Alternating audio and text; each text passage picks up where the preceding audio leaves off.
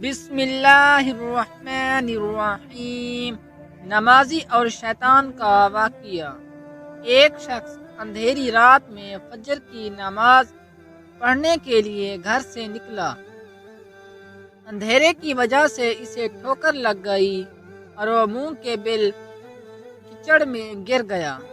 کیچڑ سے اٹھ کر وہ گھر واپس آیا اور لباس تبدیل کر کے دوبارہ مسجد کی طرف چل دیا۔ ابھی چند قدم ہی چلا تھا کہ دوبارہ اسے ٹھوکر لگی اور وہ دوبارہ کیچڑ میں گر گیا۔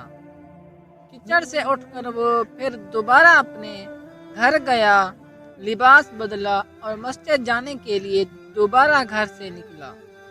جیسے ہی وہ اپنے گھر سے باہر نکلا تو اس کے دروازے پر اسے ایک شخص ملا جو اپنے ہاتھ میں روشن چراغ تھامے ہوئے تھا۔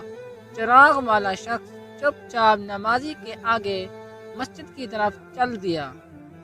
اس مرتبہ چراغ کی روشنی میں نمازی کو مسجد پہنچنے میں کسی دشواری کا سامنا نہیں کرنا پڑا۔ وہ خیریت سے مسجد پہنچ گیا۔ مسجد کے دروازے پر پہنچ کر چراغ والا شخص رک گیا۔ نمازی اسے چھوڑ کر مسجد داخل ہو گیا اور نماز ادا کرنے لگا۔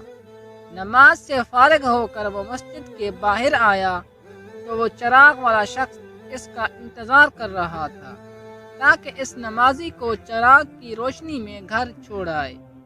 جب نمازی گھر پہنچ گیا تو نمازی نے اجنبی شخص سے پوچھا، آپ کون ہیں؟ اجنبی بولا، سچ بتاؤں تو میں ابلیس ہوں۔ نمازی کی تو حیرت کی انتہا نہ رہی۔ اس اجنبی کی یہ بات سن کر نمازی سوچنے لگا، ابلیس شیطان کیسے مجھے مسجد تک چھوڑ سکتا ہے؟ اس کا کام تو لوگوں کو بہکانا ہے۔ تو اس شخص نے بڑی حیرت کے ساتھ ابلیس سے پوچھا، تجھے تو میری نماز رہ جانے پہ خوش ہونا چاہیے تھا، مگر تم تو چراغ کی روشنی میں مجھے مسجد تک چھوڑنے آئے۔ ابلیس نے جواب دیا کہ جب تمہیں پہلی ٹھوکر لگی اور تم لباس تبدیل کر کے مسجد کی طرف پلٹے، اللہ تعالیٰ نے تیرے سارے گناہ معاف فرما دیے۔ جب تمہیں دوسری ٹھوکر لگی تو اللہ تعالیٰ نے تمہارے پورے خاندان کو بخش دیا، جس پر مجھے فکر ہوئی کہ اگر اب تمہیں ٹھوکر لگی تو اللہ تعالیٰ کہیں تمہارے اس عمل کی بدولت تمہارے سارے گاؤں کی مغفرت نہ فرما دے۔